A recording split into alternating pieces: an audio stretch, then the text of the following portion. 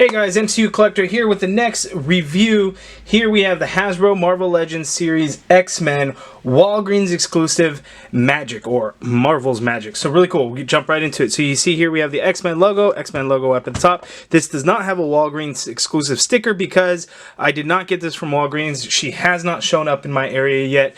This is actually from my robotkingdom.com order that did come in. So originally it was expected to ship November 1st. It did ship a month early.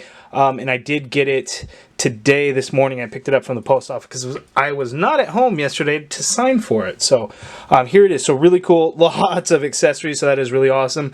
I'm very happy to have her because I do not have the Book of the Vishanti SDCC exclusive box set. So finally I get to have Magik, and I know that's the one everybody wanted from that box set, including Hella.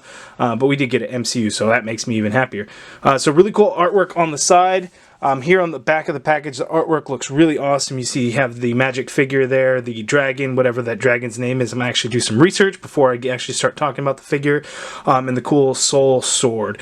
So really awesome. Let's take a look at that bio. Okay guys, the bio on the back of the package reads, a powerful mutant and sorcerer, Ilyana Rasputin, wields the soul sword, a weapon crafted from her own soul. So very interesting. I'm going to look up some bio and some information on her to kind of see what that is all about. But for all of you guys that need to know, there is the UPC. So let's get right to it.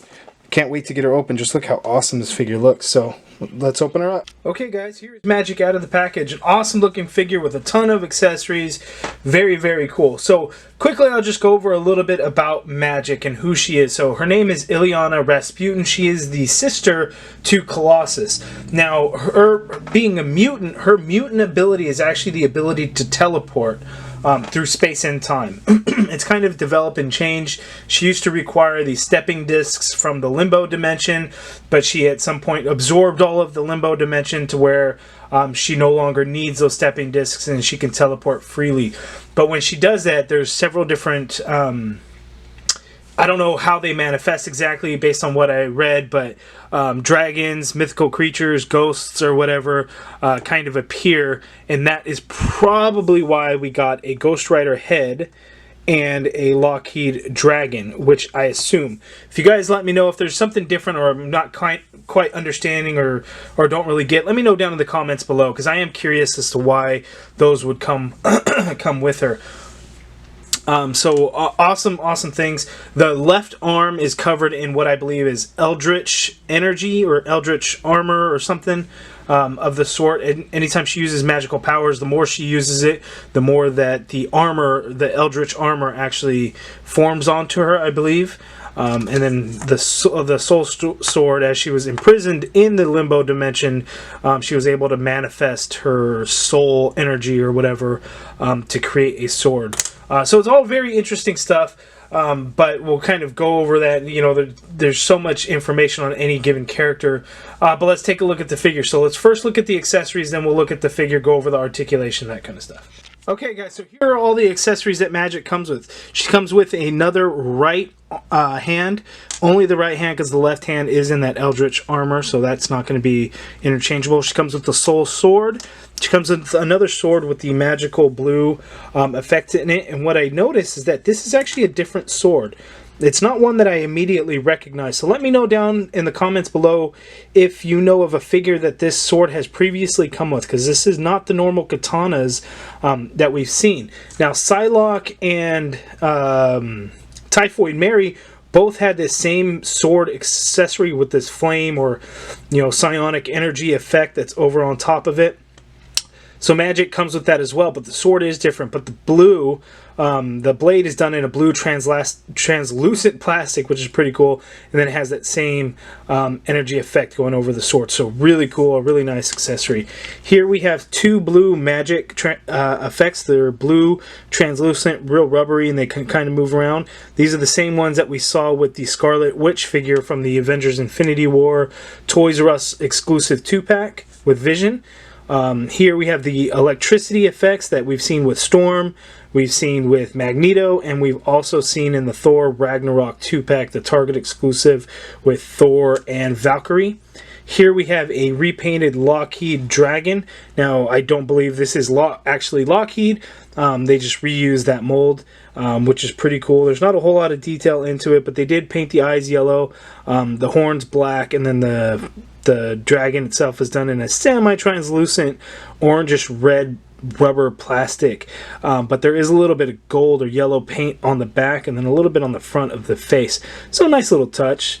And then last but not least, we have a Ghost Rider head. This is the same Ghost Rider head from the Rhino Wave and the Ultimate Riders Ghost Rider, but this one's different. It's just got the yellow translucent plastic for the flame, and then the skull itself is done in a red color, and the jaw is actually a little translucent, probably just because it's a little bit thinner. But it is the exact same as the Ghost Rider head. In fact, at the end, towards the end of the video, I'm actually going to swap it out and put it on the Ghost Rider figure so you can kind of see how it looks. But those are the accessories, so really cool.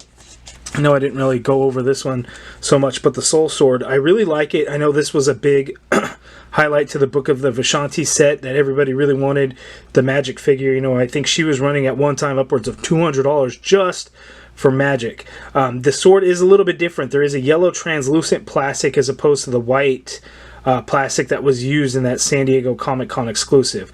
I believe that's the only difference. I do not have the Book of the Vishanti set, so if you guys know of any other differences, let me know down in the comments below. I know the figure is a little bit different as far as the paint applications, but you guys will have to let me know because I don't have it to compare, unfortunately.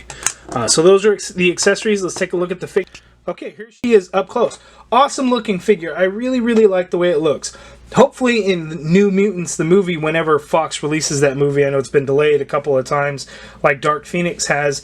I was actually looking forward to that movie because it was very different.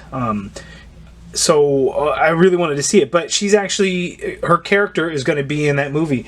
Now, what they pull from the comics, who knows? But one thing that's for sure certain, they did the bangs. The hairstyle is definitely the same. Just thought I'd point that out. But looking at the figure, it's done quite nice. The biggest difference that I know of is going to be in the face paint for this figure. I believe in the San Diego Comic-Con, her eyes are just kind of whited out. I'm not sure what color the lips are or anything off the top of my head. But the paint apps on this are done quite nicely. You have a black lip liner with red lipstick. The eyes are painted quite nicely. There's a little bit of yellow shading towards the top of the hair, nothing towards the bottom, which is kind of funny. And it looks a little splotchy. But it's kind of nice when you get, you know, some different color variations in hair because it really gets it to stand out. And it is done in a nice, soft, pliable rubber. But now this upper torso is used for Magik only. I don't believe it's been used in any other figure, so there's actually no neck hinge at all. So it's very difficult to really get her head moving around. It kind of does a little bit, but to get things to stay or to really get it to move around, you're just going to end up popping that head right off. Now, I believe this figure was actually the very first figure to use the teenage body mold for the female figures, that smaller buck. You know, White Tiger, several different Spider-Girls, Spider-Gwen, all those figures now use that body, but I believe Magik was the first, because that was pretty early on when kind of Infinite series had kind of taken over. But really cool. Right here on her right arm, she has a red X painted, and it looks like it's all done in a black plastic, so the skin tone color is actually what's painted on, and it comes off pretty clean. Here on the wrist, it's a little what's a little fuzzy on those lines, but it's not terrible, not too bad. Her left arm is the Aldrich armor arm, so it's got the spikes to kind of give it that like, I don't know if it was a demonic look or what it was from what I read, but the sculpt is done quite nicely. It is just done in like a dark gray color. As far as I can tell, there's no paint or shading on it. It's just done with that paint color, but it looks like a nice kind of stone looking color. I really like the way that looks.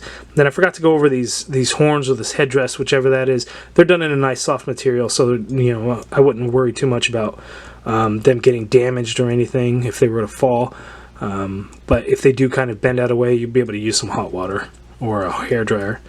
As far as the articulation, this arm, you get a 90-degree bend there. There is a swivel at the elbow, and naturally, of course, there's not double-jointed elbows. And arm isn't really going to go up much further than that because of this spike right here. So you're only going to get it to go up that much. There is a wrist swivel, and she does have a hinge on the right arm. This thing can kind of go almost all the way up. There's no upper bicep swivel. There's just the swivel at the elbow. It is a single jointed elbow, of course, and then there is ever so slightly a little bit of a hinge in there, but the wrist swivels as well. As far as the diaphragm joint, not a whole lot of motion, so pivot to the side, to the other side. She's not really going anywhere in the front. In the back a little bit. The belt piece is a floating piece, and it has a nice silver paint apps over the buckles and the holes for the belt, and it just floats there. It's not removable. See, no neck hinge, there's no give, so it just wants to pop off. Legs go out that far apart. There is upper thigh cut, and I believe the leg paint is a little bit different on this figure versus the Comic Con one. Double jointed knee, done quite nicely. A little bit of silver on the buckles of the boots, and I think these are the same ones as Nico Minoru, which I guess the Nico figure would be the second figure, because as far as I know, this is the same from the Comic Con exclusive one. Let me know down in the comments below if that's right or not. There is a boot cut there as well. Foot hinges down, hinges up, and there is ankle pivot, and I'm very glad we didn't get the wedged or heeled feet, because she can stand up nicely with no problem. So there it is. Awesome looking figure. I really like it. You guys let me know down in the comments below. Are you guys excited for it? Have you seen it in your area yet? Because again, mine is Robot Kingdom. I have not found it in the stores, although there's been some popping up on like OfferUp. So it's in the area. I just haven't quite seen it yet myself. Now, because we got the added accessory, the added Ghost Rider head accessory, let's take a look as I kind of get it to in focus here. Let's take a look at how the new Ghost Rider head accessory would look on the Ghost Rider figure.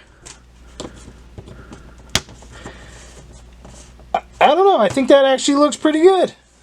I like the way it looks. Biggest difference is you're not going to get the color variation in the flame like on the original one, which I do like. Normally Ghost Rider is portrayed with a skull colored face, but the red does look good, and we don't get anything to kind of differentiate with the eyes. You see here, like the eye sockets are orange. The new one, there is nothing there, but I think it actually does look pretty good from far away. It's definitely not bad. If we zoom out, you can see the Ghost Rider figure with their red head. It works. So if you wanted to change it out, if you have a certain scene in mind, something that you wanted to do, that definitely works and does look good.